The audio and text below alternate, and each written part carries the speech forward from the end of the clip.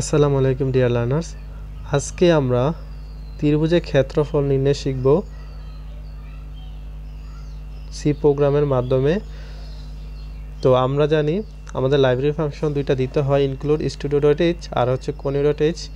আর function হচ্ছে integer main আর second break দিয়ে শুরু করে, তারপর সেকেন্ড ব্রেক দিয়ে শেষ, তারপর হচ্ছে সেকেন্ড ব্রেক শেষ করার আগে আমাদের দিতে হয় রিটার্ন 0। তো এখন আমরা প্রথমত আমরা কি করি, বরাবরের মতোই আমরা চলকগুলোকে ডিফাইন করে দিই।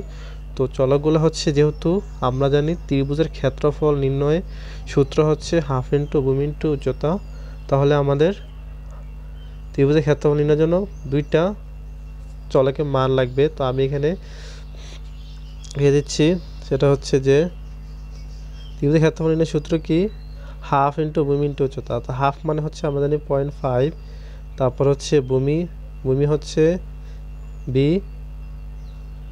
বি আর হচ্ছে উচ্চতা হচ্ছে কি হাইট। তো আমাদের এই যে বি এর মান লাগবে আর এইচ এর মান লাগবে, এই দুইটা মান লাগবে আমাদের, ঠিক আছে। তো আমাদের এই দুইটা মান যেহেতু আমাদের ইনপুট দেব, তাহলে আমাদের দুইটা চলক ধরতে হবে। তাহলে ভূমি মানে হচ্ছে বেস, তো বি, আর হাইটের জন্য এই ধরলাম। আর এই দুইটা আমাদের একটা ক্ষেত্রফলে চলকে রাখবো, তাহলে আমাদের এরিয়া নামে একটা চলক লাগবে। আমি যদি এখানে এ নামেও চলক ধরি তাহলেও কিন্তু হবে, ঠিক আছে। তো আমি এখানে এরিয়া, যেহেতু ক্ষেত্রফলের ইংলিশ হচ্ছে এরিয়া, তাহলে আমি এরিয়া হিসেবে এখানে ধরলাম। তারপর আমরা এখানে কি করব, ইনপুট নেব, তাহলে স্ক্যানএফ, তারপর হচ্ছে কি কোটেশন। তো আমরা এখানে দুইটা ইনপুট নেব যেহেতু, তাহলে হবে দুইটা %d, তারপর হচ্ছে কোটেশন ক্লোজ করতে হবে আগে, তারপর হচ্ছে কমা, তারপর হচ্ছে এন্ড বি। কোন দুইটা ইনপুট নেব, এন্ড বি আর হচ্ছে এন্ড এইচ, তারপর হচ্ছে ক্লোজ, তারপর হচ্ছে সেমিকোলন দিয়ে আমরা লাইনটা ক্লোজ করে দিলাম। আচ্ছা, ইনপুট নেওয়া শেষ।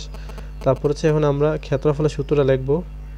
এই যে এরিয়া চলকটা কিন্তু এই জন্য নিচ্ছি যে আমরা এই সূত্রটা এরিয়া চলকে রাখবো, অর্থাৎ এখানে আমরা এই যে হাফ মানে তো আমরা জানি 0.5, তারপর হচ্ছে গুণ, তারপর হচ্ছে বি, গুণকে এখানে স্টার দ্বারা প্রকাশ করা হয়, তারপর হচ্ছে এইচ, হাফ ইন্টু ভূমি ইন্টু উচ্চতা।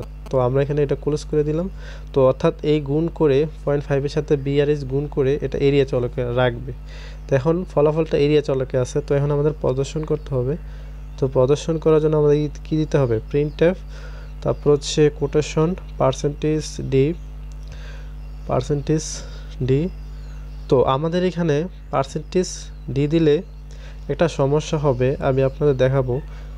তারপর হচ্ছে কমা, তারপর হচ্ছে এরিয়া। কি সমস্যাটা, সেটা হচ্ছে আমরা জানি যে %d হচ্ছে পূর্ণ সংখ্যা ডিফাইন করে, আর %f হচ্ছে ফ্লোট সংখ্যা ডিফাইন করে, অর্থাৎ ভগ্নাংশের সংখ্যা ডিফাইন করে। এখন আমি যদি এখানে %d দেই, তাহলে কিন্তু যেমন যদি অ্যান্সারটা আছে 1.5, তাহলে শুধু 1 আসবে, 0.5টা কিন্তু আর আসবে না। তো আমি এখানে এই জন্য %f দেব। আচ্ছা, আমি প্রথমে %f দিয়ে দেখাই রেজাল্টটা কি আসে। তো আমি যদি এখানে বি এর মান দিই 7 আর এইচ এর মান দিই 5, তাহলে হবে কত, 5 7 35 আর অর্ধেক কত, 17.5। এই যে 17.5 আছে, ঠিক আছে। কিন্তু আমি যদি এখানে %d দিতাম তাহলে কি আসতো, তাহলে দেখেন শুধু 17 আসবে, 5 আর হচ্ছে 7, 17 আসবে, তাহলে দশমিক পরের সংখ্যাটা কিন্তু আর আসবে না। এই জন্যই ফ্লুট সংখ্যা দিয়ে আমাদের দশমিক পরের সংখ্যাটা আসতে হয়, ঠিক আছে। তাহলে এই যে আমাদের 5 আর 7 দিলে আমাদের আসবে হচ্ছে 35, 17.500। কিন্তু এখানে দেখেন দশমিক পর অনেকগুলো সংখ্যা আছে, কিন্তু আমি চাচ্ছি যে 2 সংখ্যা পর্যন্ত থাকবে, দশমিকের পর 2 সংখ্যা 2 ঘর থাকবে। তো 2 ঘরের জন্য আমাদের দিতে হবে 0.2। যদি আমি এটা দিই তাহলে আমাদের 2 ঘর পর্যন্ত থাকবে। দেখেন এখন ব্যাপারটা আরও সহজ হয়ে গেল, সুন্দর দেখা যাচ্ছে 17.50। তো আমরা পরীক্ষার সময় যদি আমরা %f দিই, তাহলে কিন্তু স্যার আমাদের নাম্বার দিয়ে দেবে। আর এখানে আমাদের বইয়ে কি আছে যে আরও কিছু এখানে লেখা থাকে, ওই লেখাগুলো এখানে না লেখলেও হবে। এখানে যদি আমি এটা দিই যে এরিয়া ইকুয়াল, আমি যদি এটা দিই তাহলে কিন্তু হবে এরিয়া ইকুয়াল পার্সেন্টেজ সেভ, তাহলে আমার এরিয়া সমান শো করবে। অথবা আমি যদি দেই অন্য যে কোনো লেখলে কিন্তু এটা শো করবে, ঠিক আছে। তো এগুলো লেখার দরকার নেই, আমরা জাস্ট পার্সেন্টেজ সেভ দেবো অথবা পার্সেন্টেজ ডি দেবো, তারপর কমা দিয়ে এরিয়া দেবো, তাহলে কিন্তু আমাদের রেজাল্টটা শো করবে। ঠিক আছে, আজকে পর্যন্তই, সবাইকে ধন্যবাদ।